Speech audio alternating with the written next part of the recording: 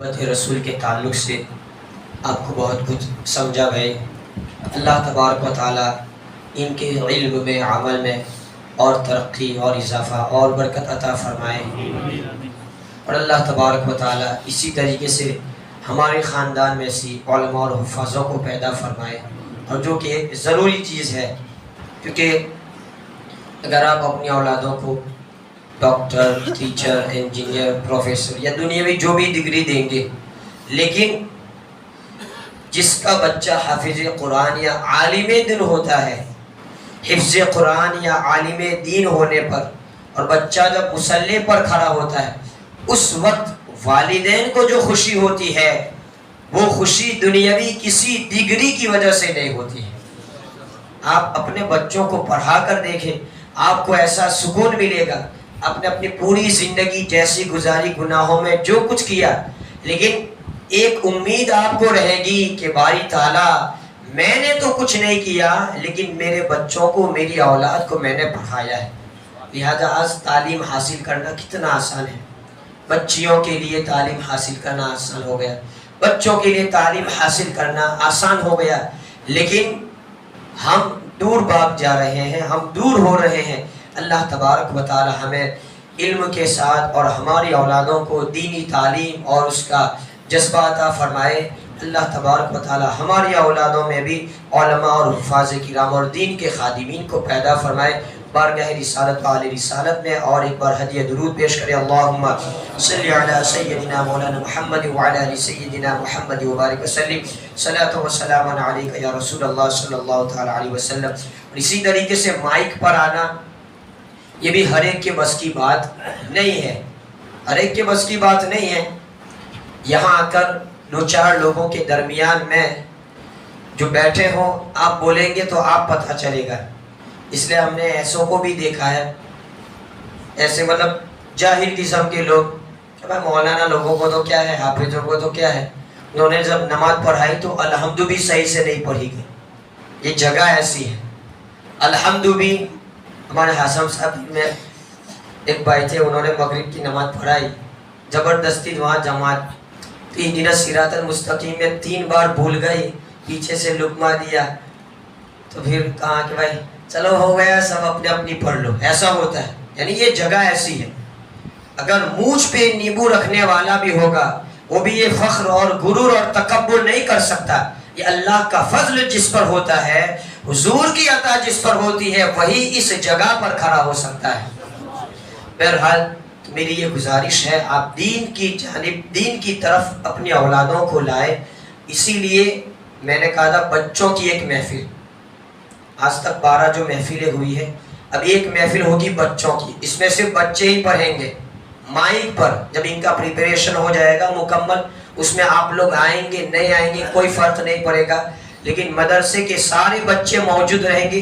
وہ کیا پڑھتے ہیں، وہ کیسا پڑھتے ہیں، یہ ضروری نہیں ہے، لیکن ان کے حوصلے کو بڑھانے کے لیے انشاءاللہ العزیز تو یہ بچوں کی بھی محفل ہوگی، جیسا کہ ابھی سید صاحب نے محبت رسول کے تعلق سے بتایا، اور حضور کے ساتھ محبت، حضور کے ساتھ سب کچھ، یہ رشتہ اس لیے ضروری ہے کہ اصل چیز خدا کو پہچاننا ہے، اور خدا کی معرفت حضور پر معتبر ہے، حضور پر ڈیپینڈ ہے۔ اس لیے ابو بکر صدیق کہتے ہیں عرفت ربی بمحمد، میں نے اپنے رب کو محمد کی وجہ سے پہچانا۔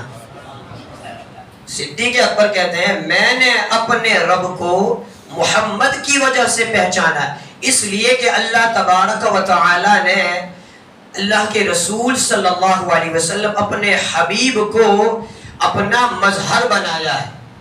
خدا کی شان جمال و جلال کے مظہر، ہر ایک سمت تو ہے تیرے سوا کیا، حضور شیخ الاسلام کہتے ہیں۔ اللہ تبارک و تعالیٰ کی جو صفات ہے، حضور اس کے مظہر ہے۔ جو چیز آپ کو خدا میں دیکھنا ہے، وہاں تک ہماری رسائی ممکن نہیں۔ مصطفیٰ کو دیکھ لو، تمہیں وہ ساری چیزیں نظر آ جائے گی۔ خدا کا نور دیکھنا ہے، حضور کو دیکھ لو۔ تو اللہ تبارک و تعالیٰ نے حضور کو اپنی شان، عظمت، صفات کا مظہر بنایا ہے۔ اسی لیے حضور کو دیکھ کر یہ وہ اور پیغمبر تھے، ان کی امتیں تھی، یہ حضرت عیسیٰ مسیح تھے کہ ان کو دیکھ کر ان کی امتوں نے ان کو خدا مان کر وہ گمراہ ہو گئے۔ یہ حضور کی رحمت کا صدقہ ہے کہ لوگوں نے آپ کو دیکھا، آپ کے معجزات کو دیکھا، آپ کے اختیار کو دیکھا، آپ کے اقتدار، آپ کی طاقت کو دیکھا، کلمہ خدا کا پڑھا، معجزہ آپ کا چاند کے 2 ٹکڑے کرتے ہوئے آپ کو دیکھا، کلمہ خدا کا پڑھا، چاہے وہ سورج کا لوٹانا مقام صحبہ میں ہو یا حبس الشمس۔ حضور کا یہ بھی معجزہ ہے کہ آپ نے سورج کو روک لیا، سورج ٹھہر گیا، تو اس کو دیکھ کر بھی لوگ آپ پر ایمان لے آئے۔ اسی لیے سنی محبت رسول پر زور دیتا ہے، اور آپ کے علماء آپ کو وہ درس دیتے ہیں، چونکہ جس کے پاس محبت رسول نہیں اس کے پاس کچھ نہیں۔ محبت رسول کے بغیر کی آپ کی عبادتیں، آپ کی نمازیں، آپ کے روزے، آپ کا حج، آپ کا عمرہ، آپ کی تلاوت، یہ سب کچھ آپ کے منہ پر مار دیا جائے گا، اس لیے کہ ایمان نام ہے محبت رسول کا، اطاعت مصطفیٰ کا، اور یہ سب کچھ ہمیں صحابہ نے بتا دیا۔ اور جب محبت کا اصول میں نے مسلم حنبل کی حدیث پیش کی تھی، حبک سیؤمی ویسم، جسے آپ محبت کرتے ہیں اس کی محبت آپ کو اندھا بہرا گنگا بنا دیتی ہے، تو ہم تو اس محبوب سے محبت کرتے ہیں جو ہر عیب سے پاک ہے۔ حضور فرماتے ہیں من احب شیئا اکثر ذکرہ، جس کو کسی سے محبت ہو جاتی ہے وہ اسی کا ذکر کرتے ہیں، تو ہم تو اس کا ذکر کرتے ہیں جس کا ذکر کرنا خدا نے ہم پر لازم قرار دیا ہے۔ شرح شفا شریف میں قاضی ایاز کہتے ہیں، اللہ تعالیٰ فرماتا حدیث قدسی میں، جعلت تمام الایمانی بذکرک معی، اے محبوب میرے ساتھ تیرے ذکر کو میں نے ایمان بنا دیا، جس کو حدیث میں ابھی سید صاحب نے پیش کیا، یعنی حضور کا ذکر کرنا، حضور کی محبت، یہ اللہ تعالیٰ نے ایمان کا حصہ، بلکہ ایمان کی کمال ایمان، تمامیت ایمان بنا دیا۔ اسی لیے ہم ان کے نام پر جلوس نکالتے ہیں، ان کے نام پر مال و دولت کو خرچ کرتے ہیں، اور جب خرچ کرنے پر آتے ہیں تو اس کو فضول خرچی نہیں کہی جاتی۔ فضول خرچی اپنے بچوں کی شادیوں میں، بیٹیوں کی شادیوں میں، ان کی برتھ ڈے میں نہ جانے کیسے کیسے، چاہے مودی یوگی ان کی برتھ ڈے میں، یہاں تک کہ جن کا نام لینا بھی مناسب نہیں ہے، ان کی محفلوں میں جا کر ان کا نام لے کر ان پر مال لٹانے میں ان کو کوئی حرج، کوئی مسئلہ پیدا نہیں ہوتا، لیکن جب حضور کا نام آتا ہے تو سارے مسائل ان کو پیش آ جاتے ہیں، کیونکہ وہ حقیقت میں مسلمان ہے ہی نہیں، اور اسلام کو اگر سب سے زیادہ کسی نے نقصان پہنچایا تو یہ جماعت ہے، چونکہ غیر ہوتا ہے اس کو پہچاننا آسان ہوتا ہے، لیکن دوستوں کے درمیان میں چھپے ہوئے دشمن کو پہچاننا مشکل ہو جاتا ہے، تو یہ ہمارے اندر رہ کر انہوں نے جو خیر کا کام کیا وہ خیر بھی نہیں کر پائے، لہذا حضور کی محبت میں یہ سب کچھ کرنا یہ آپ کے ایمان کی دلیل ہے، اور حضور کا نام جب تک لیں گے آپ کے ایمان میں، آپ کی زندگی میں، آپ کے جسم میں ہر اعتبار سے تازگی رہے گی۔ حضور کا ذکر کہاں کہاں ہوا، حضور کا فیضان کس کس کو ملا، حضرت آدم کو پوچھو، حضرت آدم سے لے کر حضرت عبداللہ تک، حضرت عبداللہ تک، حضرت آمینہ تک، جتنی بھی پشتوں میں نور محمدی گردش کرتا رہا، کوئی بھی ایسا نہیں تھا جس کو میرے نبی کے نور نے فائدہ نہ پہنچایا، ان سب کو حضور نے فائدہ پہنچایا، اور پوری کائنات کو، اور خصوصاً انسان کو اگر انسان بنایا تو وہ میرے نبی نے بنایا ہے۔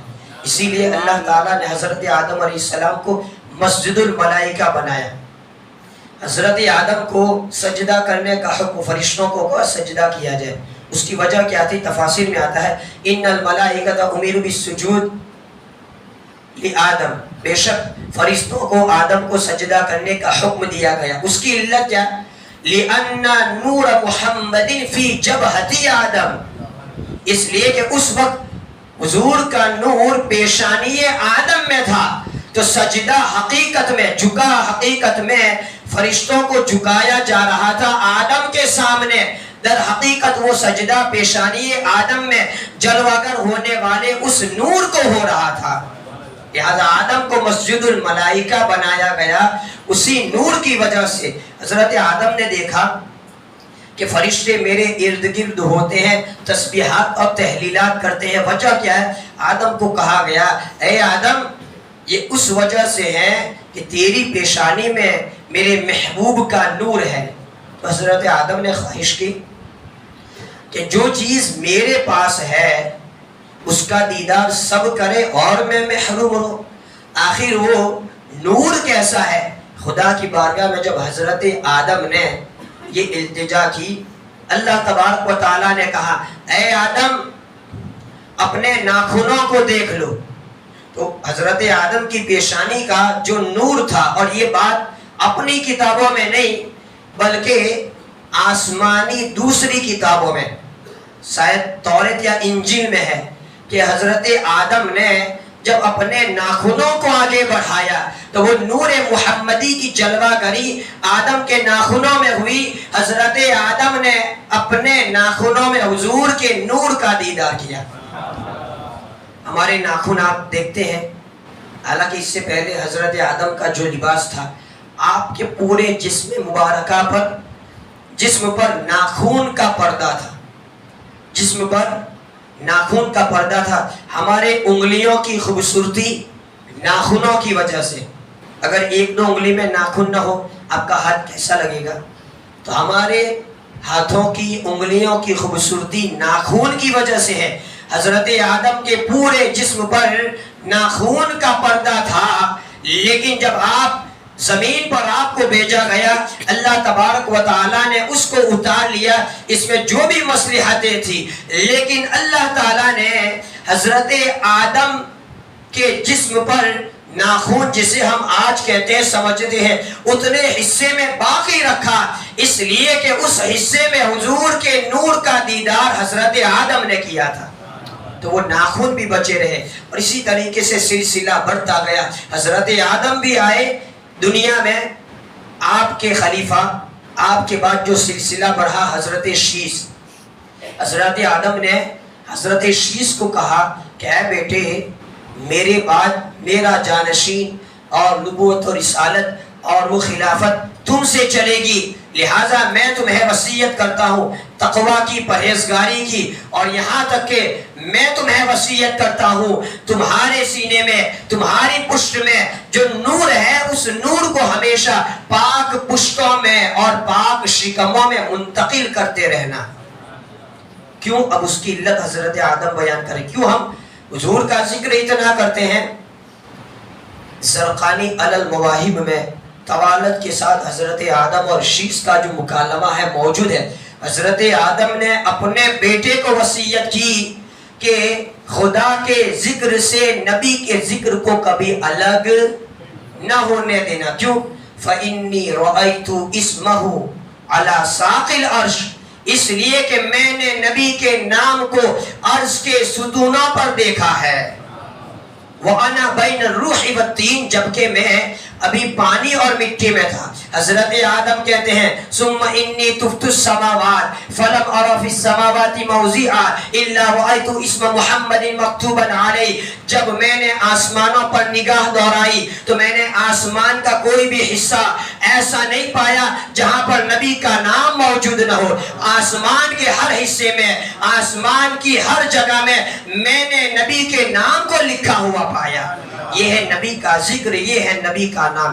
حضرت آدم کہتے ہیں وَإِنَّ رَبِّي أَسْكَنَنِي الْجَنَّةِ، پھر اللہ تعالیٰ نے مجھے جنت میں سکونت عطا فرمائی۔ فَلَمْ أَرَى فِي الْجَنَّةِ قَصْرًا وَلَا غُرْفًا إِلَّا وَجَدْتُ اسْمَ مُحَمَّدٍ مَكْتُوبًا عَلَيْهَا، جب اللہ تبارک و تعالیٰ نے مجھے جنت کی سیر کرائی تو جنت کا کوئی ایسا محل نہیں تھا، اور جنت کے محل کی کوئی ایسی کھڑکی اور دروازہ نہیں تھا جہاں پر میں نے نام محمد کو نہ پایا ہے۔ ہر جگہ نبی کا نام، یہ آسمانوں کی، عرش کی، اور یہ حضرت آدم ان کی بات ہو رہی ہے۔ پھر حضرت آدم کہتے ہیں ثم انی رأیت اسمہ علی نحور الحور العین وعلی ورقی قصبی لجام الجنہ وعلی ورقی شجرتی طوبی وعلی ورقی سدرۃ المنتہی وعلی اطراف الحجوب وعلی وبین اعین الملائکہ. حضرت آدم کہتے ہیں رأیت اسم محمد نحور الحور العین، جو حور جنتی حوریں ہیں ان پر بھی نبی کا نام لکھا ہوا حضرت آدم نے دیکھا. وعلی ورق قصب لجام الجنہ، جنت کے ہر درخت کے پتے پر حضرت آدم نے نبی کا ذکر پایا، نبی کا نام دیکھا. اور جنت کے درختوں میں سے پھر آپ خصوصاً کہتے ہیں وعلی ورق سدرۃ المنتہی وعلی ورق شجرۃ طوبی، چاہے وہ سدرۃ المنتہی ہو یا چاہے وہ طوبی کا درخت ہو، اس درخت کے ہر پتے پر نام محمد کو حضرت آدم نے دیکھا. بلکہ وعلی اطراف الحجوب، جو پردے جو ہیں، حجابات جو ہے، اس میں بھی نام محمد موجود تھا. وبین اعین الملائکہ، اور ملائکہ کی جو آنکھیں ہیں ان کی آنکھوں کے درمیان میں بھی حضرت آدم نے نام محمد کا دیدار کیا. اس لیے کہتے ہیں فاکثر ذکرہ، حضرت آدم کہتے ہیں حضرت شیش کو وصیت فاکثر ذکرہ، اسی لیے محمد کا ذکر کرتے رہنا. اس لیے کہ محمد کا ذکر اس وقت سے ہو رہا ہے جب سے تو بھی نہیں تھا، یہ حضرت آدم نے کہا. اسی لیے سنی نبی کا نام پہلے لیتے ہیں، خدا کا نام بعد میں لیتے ہیں. اس لیے کہ جس خدا کو پہچاننا، جس کی معرفت ہم پر لازم ہے، اس کی معرفت کا سب سے بڑا ذریعہ جناب محمد رسول اللہ. حضرت ابوبکر صدیق کہتے ہیں رأیت محمد رأیت ربی بمحمد، میں نے اپنے رب کو محمد کی وجہ سے پہچانا ہے. اللہ تبارک و تعالیٰ فرماتا ہے تو یہ نور ہمیشہ ہر جگہ ہر اعتبار سے فائدہ پہنچاتا رہا، اور یہ ہمیں بھی آپ سے فائدہ ملتا ہے. کھاتے ہیں تیرے در کا، پیتے ہیں تیرے در کا، پانی ہے تیرا پانی، دانا ہے تیرا دانا. جس کو جو بھی ملتا ہے مصطفیٰ کے دربار سے ملتا ہے، جس کو جو بھی عطا ہوتا ہے اس کو مصطفیٰ کی بارگاہ سے ملتا ہے. جس نے دامن مصطفیٰ کو چھوڑا، اللہ تبارک و تعالیٰ نے اس کو اپنی بارگاہ سے نکال دیا. اسی لیے امام اہل سنت کہتے ہیں مومن کا کیا ہوا اللہ اس کا ہو گیا، کافر سے کیا پھرا اللہ ہی سے پھر گیا. جو کہ اس در کا ہوا خلق خدا اس کی ہوئی. جو اس در کا ہو جاتا ہے اب خدا کی جتنی بھی مخلوق ہے وہ بھی اس کی ہو جاتی ہے. اسی لیے آپ کے غلام حضرت سفینہ شیر نے آپ کو جنگل میں راستہ دیا. بہرحال ٹائم ہو گیا ہے، میں نے اشارتاً بتا دیا. ہمیشہ ذکر مصطفیٰ، نام مصطفیٰ اور حضور کی یاد، حضور کی اطاعت، حضور کی محبت کو پہل دینا، اس لیے کہ یہی ہمارا ایمان ہے.